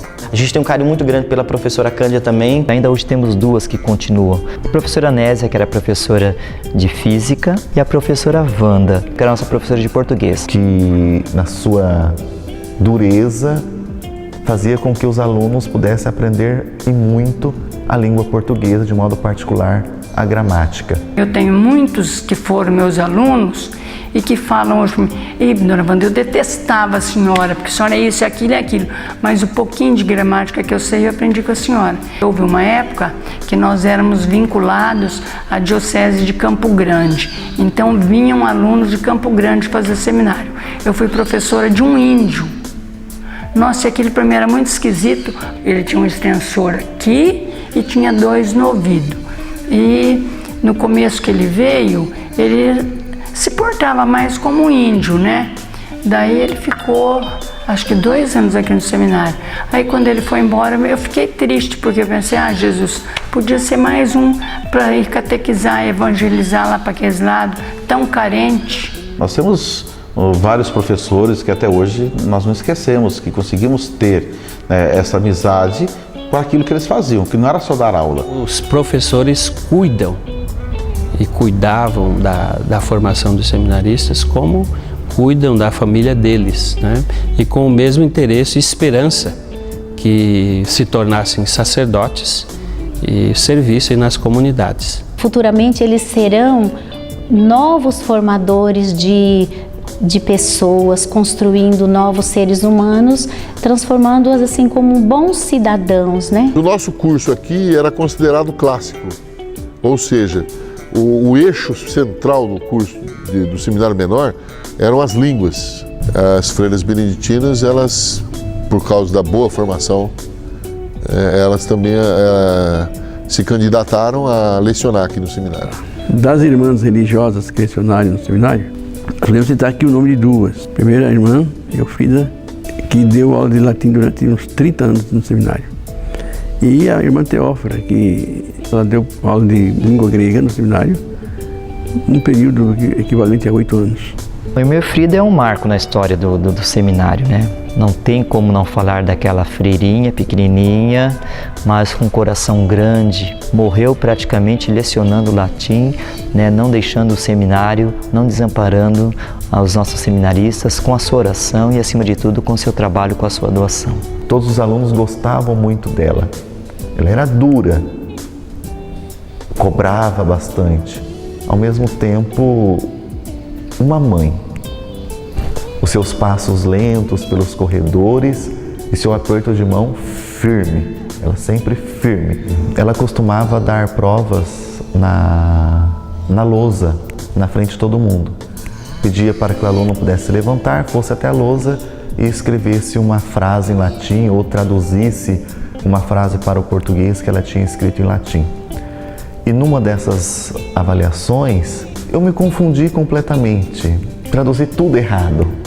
Ela virou para mim e falou: Everton, essa frase está totalmente errada. Corrija imediatamente. Que ela era bem firme nesse sentido, né? Eu olhei, mas a frase não está errada, está certa. Everton, corrija, eu vou te dar 0. Aí a hora que ela falou que eu vou te dar 0, aí caiu a minha ficha. Eu vi que de fato a frase estava muito errada. Aí eu fui traduzir novamente e ela me deu a nota. Eu me lembro uma vez que eu já era reitor do seminário. Ela chegou numa sala lá de trás da sala para dar aula e disse assim: "Ué, Ked?" Ela falou desse jeito: "Ked os meninos dessa sala, né?" 1º de abril, ela chegou para dar aula e todo mundo se escondeu debaixo da sua estante. E ela chegou e começou a perguntar: cadê os alunos? Cadê os alunos? E saiu chamando o reitor, que os alunos não estavam na classe. Mas de repente um escapou o pé por baixo da estante. Ela viu que eles estavam escondidos atrás da estante. Ela ficou brava, hein? Veio falar comigo, eu achei interessante o jeito que ela se expressava e comecei a rir. Ela falou: até o senhor está rindo! O senhor está rindo! Ele acabou rindo também.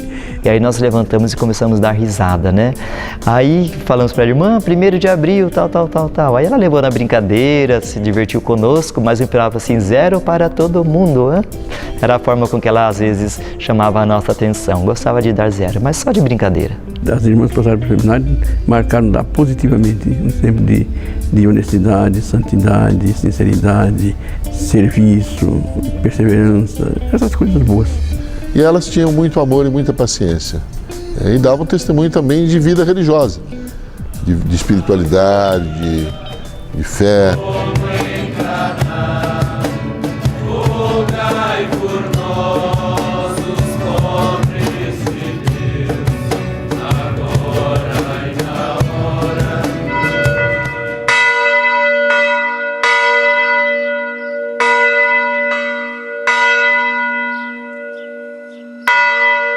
Eu entrei no seminário de Prudente em 1969 e o Padre João era jovem ainda. Trabalhava com mais afinco, com mais garra. Aí depois do tempo, especialmente depois do segundo bispado, ele foi sentindo já o peso, o cansaço, já a saúde dele já não era muito boa. Então ele sempre cumpriu, fez as coisas dele com zelo e eficiência, mas a gente percebeu uma certa mais vagarosidade na segunda fase. Ele foi embora, né? Mas nós continuamos no mesmo ritmo. O padre João foi designado, acho que para Alfredo Marcondes. Aí foi aquele caos para nós, aquele choque. Nossa, a gente tão acostumada, vai embora. Quem que vai? Veio o padre Hilário. Eu assumi a reitoria no ano de 1988. O padre Hilário estava em Marília, trabalhando no seminário de Marília. Retornei à diocese por um problema de saúde não assumi todos os cargos lá porque não podia, estava em tratamento, isso iria me afetar a minha recuperação. Mas o padre João Guedes resolveu deixar, por uns problemas ocorridos lá, resolveu deixar a reitoria e o Dom Agostinho Marocchi pediu então que eu assumisse o posto dele. Padre Hilário, reitor, o Padre Expedito continuava como diretor espiritual. O Padre Expedito, na prática, administrou o Padre Expedito Pereira Cavalcante, com que eu trabalhei durante esse tempo da saída do Padre João. Os dois eram muito unidos, muito amigos, né? E conseguiu, acho que, conduzir a contento, né, os trabalhos. O Padre Hilário tinha um problema de voz que ele não falava. Ele tinha um aparelho aqui, então você tinha que adivinhar o que ele queria dizer. Mas isso não impedia dele dizer tudo aquilo que nós precisávamos ouvir, né? Mesmo que não fosse com palavras, mas com gestos e atitudes dele. Também nos marcou positivamente esse fato, né, do Padre Hilário estar à frente do seminário, mesmo com essa doença grave que ele tinha. Ele sempre foi presente, de conversar, de brincar, né, de chamar no quarto para mostrar alguma coisa, do que ele trouxe também, né, do que era dele, que estava e que ele trouxe de Roma. Então, é uma pessoa sempre presente, amiga também. Nesse período eu fiquei cuidando, administrando o seminário, na parte então da direção da casa, né? Questão financeira, tudo ali, né? E aí então fazendo o tratamento e também cuidando da minha documentação, da minha viagem. Às vezes ele estava passando fisicamente por dificuldades, mas sempre com uma alegria, com um sorriso no rosto, né? Muito bonito isso e marcou bastante a gente. Ele ficou um tempo aqui, enquanto ele se preparava para fazer um doutorado em Roma. O Padre Hilário, uma pessoa fantástica, sabe? Muito alegre, muito divertida, né? Ele não era tão rigoroso quanto o Padre João, né? Então a gente sentia um pouco mais de liberdade, de brincar, de conversar com ele. O Padre Hilário, ele conduzia com mais liberalidade, abria mais as portas do seminário para um trabalho junto à comunidade. E ele gostava de trabalhar muito na horta, então você queria encontrar com ele, tinha que ir na horta. A minha segunda vez, quando eu reassumi a reitoria lá, foi no início de 91, até o início de 93. Então ele foi transferido, aí eu trabalhava com o Monsenhor Expedito. Quando depois vai ser então o Padre Expedito que assume a reitoria. Antes de ser reitor do seminário, eu fui professor no seminário e diretor espiritual dos seminaristas. Por ele ser o diretor espiritual, era a pessoa com quem a gente mais abria, né, dos nossos sentimentos, né? Então o relacionamento com o Padre Expedito sempre foi assim, um relacionamento de maior profundidade. Ele acompanhou praticamente toda essa parte formativa nossa. Eu atuei como reitor do seminário no período de 1994 a 2002. Quem me convidou para a reitoria do seminário, propriamente dito, foi Dom Antônio Agostinho Marocchi, o terceiro bispo. De 1994 a 2002, pesou a responsabilidade de reitor. Disciplina, horários, professores, aulas, saúde dos seminaristas, caía sobre as minhas costas. A primeira coisa que me agradava, que me fazia feliz de ver, é olhar para os seminaristas e ver eles sorrindo, felizes da vida. Porque se eles estão felizes, eles estudam bem, eles trabalham bem, eles são disciplinados. Quando eles têm qualquer preocupação, eles se desencantam. Ele puxava muito a questão do estudo. Ele dizia que teríamos que ter uma boa formação para responder aos anseios do povo e da igreja na atual circunstância. Eu nunca me considerei um reitor rígido, mas um reitor moderado. E porque temperava todas essas coisas com muito amor. Acredito que o Monsenhor Expedito era rígido, necessário para a formação, no sentido dele cobrar o estudo no tempo de estudo, a oração no tempo da oração, a vida comunitária no tempo da vida comunitária, para o bem do próprio seminarista neste tempo de formação. Eu digo que o seminário sempre representa e é sacramento de grande esperança para toda a diocese. Para trabalhar no seminário precisa ter muito amor e muita fé.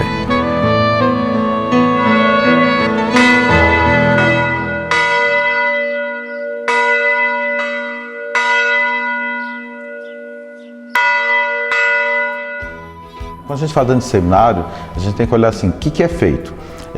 Tem aquilo que acontece pelos funcionários, né? A casa tem os seus funcionários. Com os funcionários a gente tem um carinho muito grande também, né? Eram pessoas que faziam parte do nosso dia a dia mesmo, né?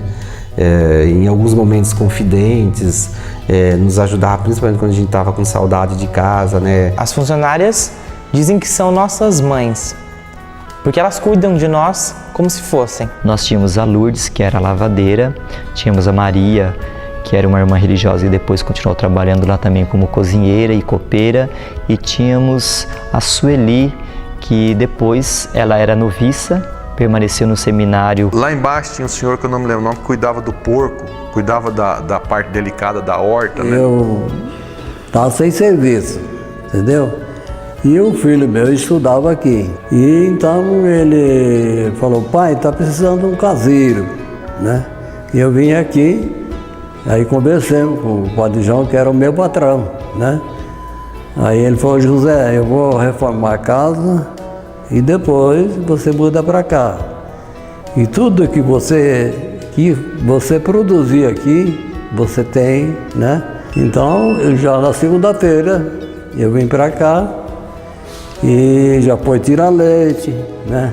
Foi tratar dos porcos. Nós também temos o funcionário Miguel, que ele também cuida de toda a parte de arborização, da parte externa do seminário. Tem a Luciana, que cuida da gente com muito carinho, a Celinha, que faz comidas maravilhosas, a Bel, que cuida da nossa roupa. A gente não enxergava de outra forma. Eu não me lembro de a gente chegar como funcionário. Era a nossa família, eles. Trabalhava bastante, né? Mas tudo que eu fiz, eu acho que foi gratificante. E era trabalhoso. Você sabe, quem toma conta do 10 arqueiros do seminário, para fazer de tudo, não é fácil não. Você não tem muito sossego, né?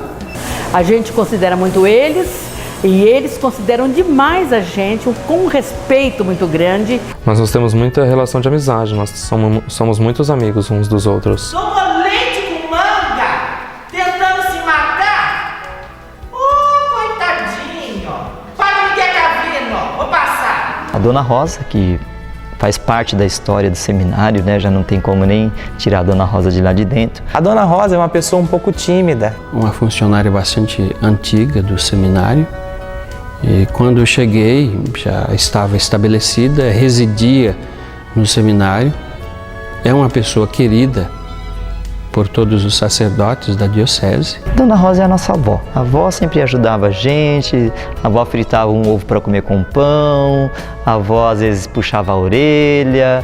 Então ela sempre tratou a gente com carinho e na verdade ela nos acolhia como netos mesmo, né? Uma cozinheira de mão cheia, faz uns bolos, sabe, muito gostoso mesmo, pães. Eu admiro nela a capacidade que ela tem, a gana que ela tem de trabalhar, de estar ali na cozinha, de se dedicar na formação dos futuros padres, a amizade que ela fomenta com a gente. Sempre quando eles vêm aqui, outros padres, as outras pessoas, a primeira coisa eles ir lá, Dona Rosa, abraça, né, repartilha muito carinho com ela e ela só retribui. E às vezes roubava um pão na padaria, às vezes roubava uma marmeladinha que vinha na doação.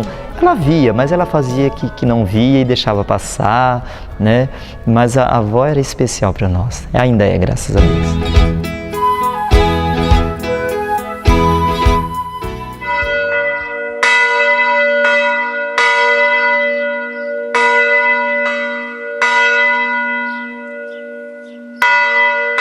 Para Prudente, dia 7 de abril, domingo, do ano 2002, eu tomei posse da diocese como bispo. Eu tomei posse, já fui embora, fiquei fora 10 dias na reunião com os bispos do Brasil. Aí depois voltei diretamente para aqui, fui a ver o seminário. E no seminário eu encontrei o reitor e eu perguntei para ele quanto tempo levava no seminário de reitor. Ele me falou que 24 anos. E eu falei para ele, escolhe uma paróquia que eu te vou tirar do seminário. E eu pedi a Roma a nomeação dele como Monsenhor, título da igreja. Em Roma, ao Expedito fez Monsenhor Expedito, verdadeiramente como um prêmio. Eu acho que merecia 24 anos cuidando de garotos. Aí eu nomeei a Monsenhor Miguel como reitor do seminário. Monsenhor Miguel é um nome dedicado totalmente aos seminaristas. Eu fui nomeado reitor do seminário em 2002, no mês de julho, e fiquei até o ano de 2006, no final do ano. É um padre muito bom, bem preparado, um sacerdote muito bom, que ha cuidado do seminário, ha renovado o seminário, ha feito do seminário uma casa assim, gostosa de morar. Eu já tinha trabalhado vários anos na direção espiritual do seminário. Então eu estava ligado ao seminário de alguma maneira. Eu cheguei em tempo de férias no seminário. Então as primeiras alterações foram da organização material da casa. De tudo eu procurei manter um pouco e aproveitar aquilo que tinha de bom. Nós tiramos algumas matérias para que o currículo ficasse possível. Então a língua grega, o francês, para poder deixar as outras com mais empenho. Fui conhecendo os seminaristas e eu ia todos os sábados a celebrar missa lá, de manhã cedo, depois ia tomar o café com eles. Padre Miguel trouxe assim uma leveza para o seminário, sabe, uma abertura, porque ele é bem dinâmico. A sabedoria dele de poder passar e colocar em nós uma semente de discernimento, uma semente de cultura, uma semente de criatividade, porque ele faz com que isso se desenvolva também a todos que estão aqui dentro. Eis o Cordeiro de Deus, que tira o pecado do mundo. Os meninos têm muita atividade de lazer, aqui tem música o dia inteiro. A necessidade de promover atividade cultural no seminário começa pelo objetivo deste seminário. E ele soube criar ocasiões nas quais nós temos de ter um contato com os professores, com os outros seminaristas, assim, os saraus, as rodas de samba, aspectos culturais do seminário nos quais reunimos-nos todos, nós os seminaristas, professores, funcionários, benfeitores.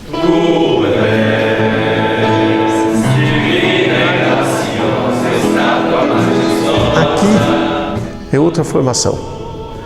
Aqui a formação é humana. Eles devem, os seminaristas, serem formados para viver na sociedade de maneira autônoma, com capacidade de se relacionar com os outros. Atividade cultural vem de encontro com a necessidade da formação humana. Daí imaginei que seria muito interessante que o seminário organizasse alguma atividade festiva. Então a primeira que eu pensei foi um sarau, que eles cantassem, e com isto envolveria um grande aprendizado de música. Coloquei o sarau no calendário de 2003 para iniciar. De lá para cá, todos os anos. O seminarista veio para cá, eles aflora neles o dom musical. Então o menino vem e não sabia nem pegar um piano. De repente está lá na sala do professor na hora do recreio tocando piano. Outro nunca tinha visto um violão, está tocando violão. Outro toca atabaque. Na última semana, antes do sarau, nós temos a possibilidade de cantar para as mulheres que vêm aqui às quartas-feiras voluntariamente e elas adoram.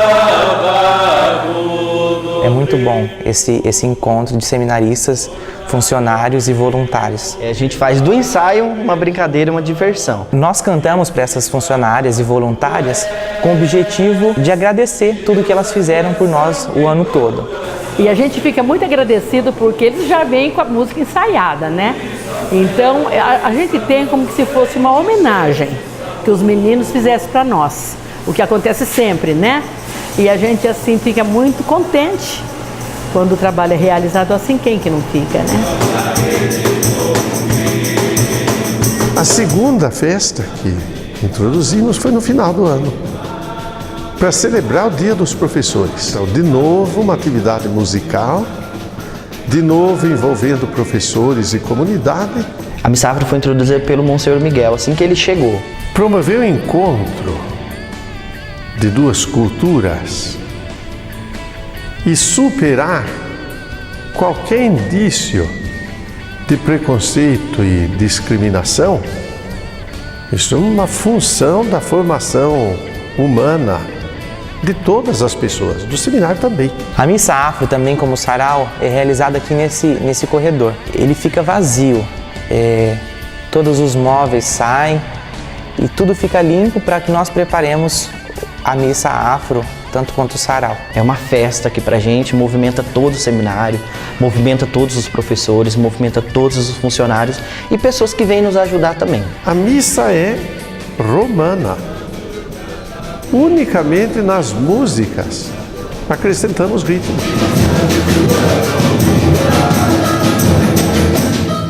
Oferece pra gente um pouco da cultura, que fala das lutas, que fala do sofrimento, que fala também, em especial, de Nossa Senhora Aparecida, que é a nossa mãezinha negra. Isto aumenta, sem dúvida nenhuma, a formação cultural e intelectual dos meninos. Eu chego numa festa dessa, aquele menino que é tímido, que não abre a boca para nada, fica ali, parece que está morrendo de medo de você, vem aqui, dança, canta.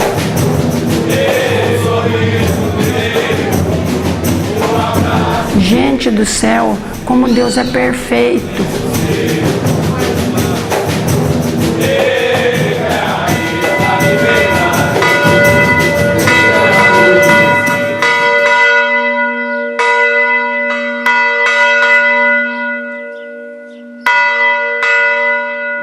Uma das coisas interessantes do seminário nosso é que nós, praticamente do Brasil, é o único seminário que continua seminário menor até hoje, que é uma raridade porque acho que nenhuma diocese teve um seminário que sempre funcionou todos os anos.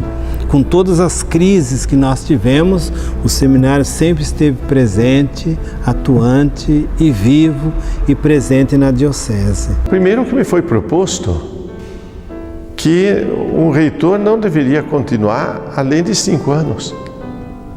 Quando completou o meu tempo, então eu deixei.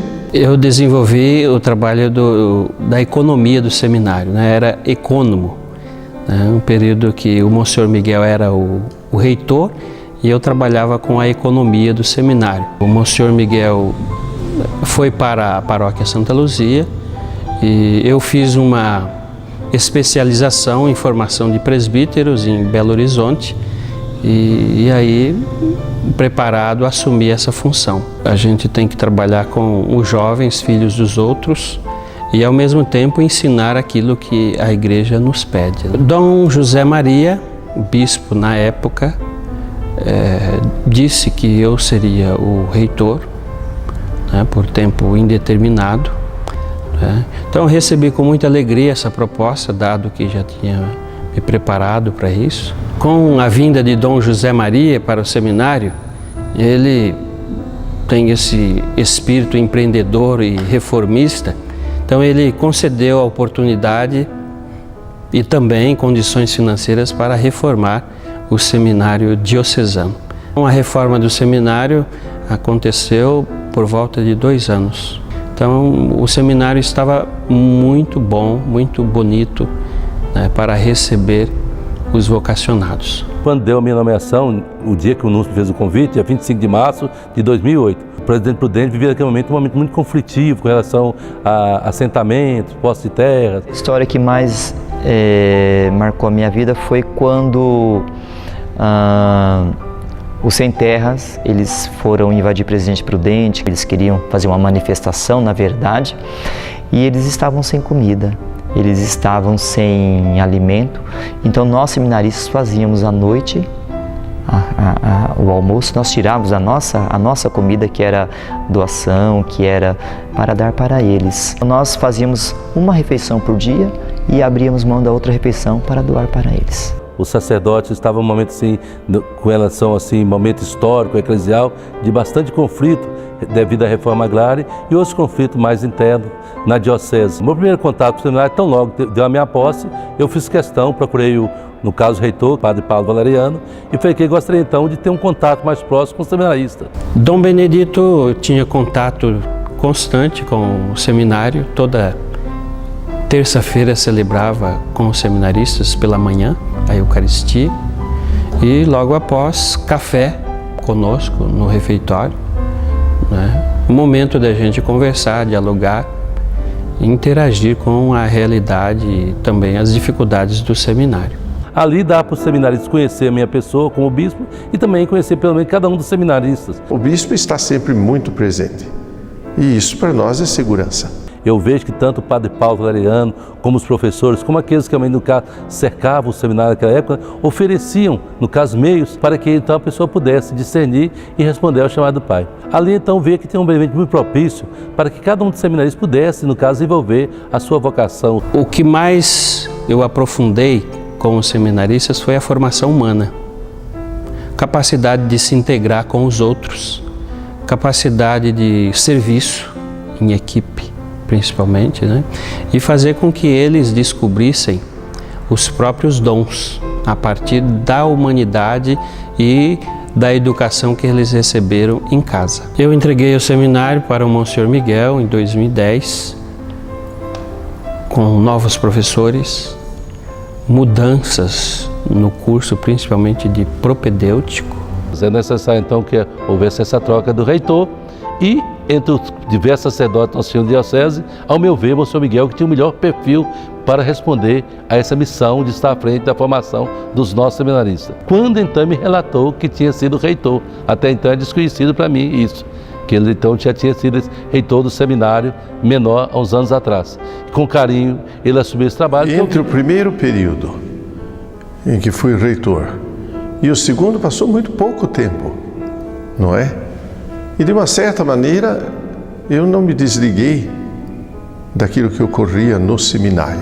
Assim, voltei a pedido do bispo diocesano e me esforcei muito, apesar da idade, de estar aqui trabalhando com o jovem. Eu vejo no Monsenhor Miguel ser uma pessoa muito completa, que realmente responde às necessidades que a igreja vê para uma pessoa que é formador, como deve ser o reitor do seminário, né? Ele é pessoa muito aberta ao diálogo, capaz de ouvir os anseios do candidato e dar orientações seguras para que cada um possa responder ao chamado de Deus naquele momento, né? Uma coisa que no seminário que me marcou muito é que no tempo do Padre Miguel, o Padre Miguel primeiro arregaçava as mangas e vinha ajudar nas panelas. Isso aí marca. No tempo de reitor do Monsenhor Miguel, muito me admira a sua dinâmica, a sua vitalidade, a sua forma de conduzir a vida do seminário dia a dia. Ele traduz toda a sua força, todo o seu vigor para os seminaristas. De maneira geral, o meu trabalho na reitoria, nestes 10 anos, eu avaliaria em primeiro lugar como um aprendizado para mim. Depois de 23 anos de paróquia,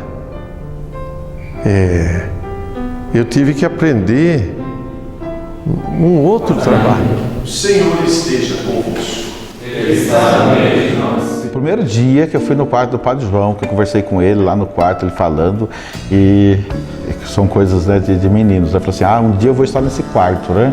Um dia eu vou vir aqui para assumir isso aqui. Alguns padres já estavam sabendo que o bispo tinha falado, e na reunião foi ele que apontou o nome. Foi me dada essa oportunidade, a gente aceitou. Quando a gente fala em seminário, ser o reitor, tem toda uma responsabilidade. É a formação religiosa, é o descobrir nessas pessoas se realmente é um desejo, se eles estão preparados para isso, mas essa formação humana também é efetiva deles, né? Porque nem todos irão. Nada deve ser mudado, mas tem que ser transformado, né? Para não perder aquilo que é essencial, aquilo que é nosso, né? Desde a doutrina, do que a igreja ensina, do que a gente tem que passar para para os adolescentes e jovens que aqui estarão. Deus está conosco. O que eu aprendi aqui, a direção da minha vida, daquilo que eu escolhi aqui, eu vou desejar a eles também e oferecer aos meninos, mas que eles possam tomar a decisão do que eles querem. Nós perdoamos a quem nos tem ofendido e não nos deixeis cair em tentação, mas livrai-nos. Bons padres ou bons pais também. Isso tem que ser. Que saiam daqui realmente numa vocação e possam, como muitos estão vindo aqui e estão hoje trabalhando e agradecendo por aquilo que receberam. Hoje é muito mais difícil reunir os jovens. É difícil usar uma linguagem que atinja a juventude. Isso tem uma implicância direta no seminário, porque para o seminário só vem jovens, não é? E se a linguagem não os atinge, então também a questão vocacional fica comprometida. Também a situação das famílias mudou muito. Os jovens tinham as famílias bem constituídas. Hoje a maior parte vem de famílias divididas. Mudou também o comportamento da juventude. Também pelos meios, pela tecnologia. O celular, a internet, tudo isto influiu para que mudasse comportamentos e atitudes. Hoje o mundo oferece caminhos demais que às vezes dificulta ou impede a pessoa de ouvir e seguir a Cristo. A responsabilidade da vocação, de encontrar vocações, é da responsabilidade de toda a igreja. A hierarquia e o corpo leigo da igreja. Todos, padres e leigos, têm a mesma responsabilidade de trabalhar no recrutamento das vocações. É ela que renova a igreja. Na medida que cada um responde, que cada um, no caso, atende a chamada de Cristo, a igreja revitaliza, a igreja floresce e a igreja engrandece o nome de Deus.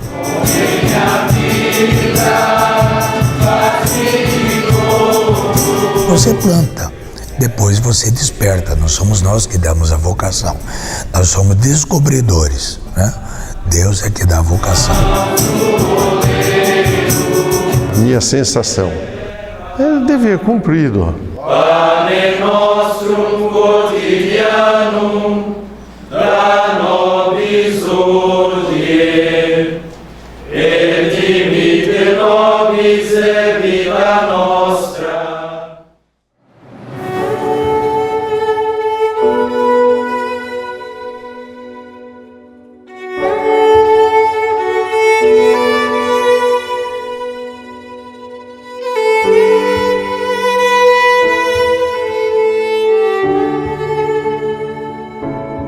O seminário foi a minha transformação de vida. Vai ser uma eterna lembrança na minha cabeça. Mesmo que você não vá ser padre, lá você descobre a sua verdadeira vocação, a sua formação. A gente tem testemunho de seminaristas que saíram do seminário, hoje são pais de família, e eles, de fato, levaram esse aprendizado para as novas famílias. O seminário foi minha grande escola de alfabetização de um mundo que eu estava descobrindo. Nesse momento em que foram plantados a semente de todos os valores e os princípios que permeiam a minha vida hoje, né? E são os valores e princípios que eu procuro passar para os meus filhos, né? Passar para o meu ambiente de trabalho. A gente olha para trás com saudade de um tempo que não volta mais, mas que traz lembranças muito gratificantes. Se você sentir muita saudade, você acaba chorando, como que eu estou quase chorando aqui, né? Eu sou muito grato ao seminário por ter me acolhido, por ter me formado, por ter me educado, por ter me ensinado os valores que eu tenho hoje, por ter me proporcionado essa alegria de ser padre. O seminário é a minha verdadeira casa, acho que o lugar no qual eu deveria estar, no qual Deus queria que eu estivesse. 50 anos, né? O seminário representa, assim, algo muito grande. Algo que eu sempre sonhei. Algo que eu sempre tive vontade de estar aqui. Hoje o seminário ainda guarda aquela lembrança naquele prédio lá um dia eu entrei, né, com um mocinho, né, ali eu fiquei muitos anos, ali eu fiz as primeiras experiências de espiritualidade, né, ali aprendi as primeiras lições de cultura, né, de alfabetização de um mundo novo, então essa lembrança é muito viva até hoje. O seminário completou a minha vida. Hoje eu sou o que sou graças à formação recebida aqui no Seminário Diocesano. Eu sou um ser humano feito pelo seminário. O que nós aprendemos? Paciência, respeito, né, amor à vida, esse zelo com o outro, paciência, que a gente alcança. A principal lição que eu trago do seminário se resume numa palavra só: autenticidade. Isso aqui para mim é um pedacinho do céu na terra. Certo? Você convive com todas as pessoas que pensam o que você pensa, que amam o Deus que você ama e que têm um desejo profundo de ajudar o outro. Deus é o suporte de tudo. Se não for por amor a Deus, você não consegue realizar nada. Mas por amor a Ele, você acaba realizando até grandes tarefas dificultosas. Por quê? Porque você sabe que Ele está na frente e que Ele tudo vai resolver. Antes de você, é Ele quem resolve. Agora eu vou ficar até emocionada. Isso é uma graça especial de Deus, é um dom que Deus me deu para que a gente continue o trabalho que Ele deixou para ser feito. Eu vou contribuir até a hora que eu morrer. A igreja não pode viver sem o seminário. O seminário é o coração pulsante da diocese.